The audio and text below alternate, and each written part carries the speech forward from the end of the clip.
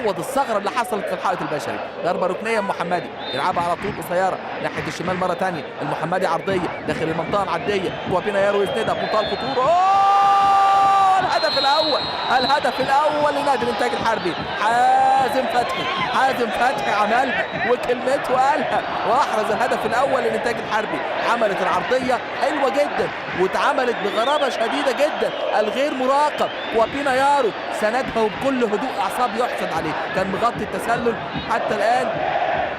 ادي اللعبه، التسلل موجود، التسلل موجود على كوابينا يارو. ادي اللعبه قدام حضراتكم في الصوره. اعتقد من وجهه نظر الشخصيه طبعا يعني هنشوف الكلام ده كله طبعا مع خبيرنا التحكيمي الكابتن جمال الغندور، حضراتكم طبعا تتابعوا وتشوفوا ادي اللعبه. لكن برضو عايزين نقول في غياب الرقابه من النادي الاهلي، كوابينا يارو عبد الله السعيد ولا وليد سليمان؟ عبد الله السعيد ووليد سليمان الاثنين واقفين. عبد الله السعيد بيسدد، عبد الله السعيد يجيد ويفيد ويحرز الهدف السعيد للنادي الاهلي.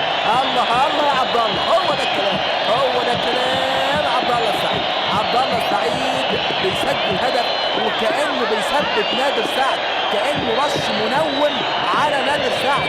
نادر سعد بينظر للكرة زينا بالظبط، بيشاهد الكرة بيتابعها زينا بالظبط، ممكن يتابعها في الإعادة عبر شاشات استاد الإنتاج الحربي. يا سلام يا سلام، عبد الله السعيد ده كأنه عاملها بإيده، ده كأنه عاملها بإيده. مش ممكن يا عبد الله، مش ممكن يا عبد الله. بيمارس هوايته، بيمارس هوايته.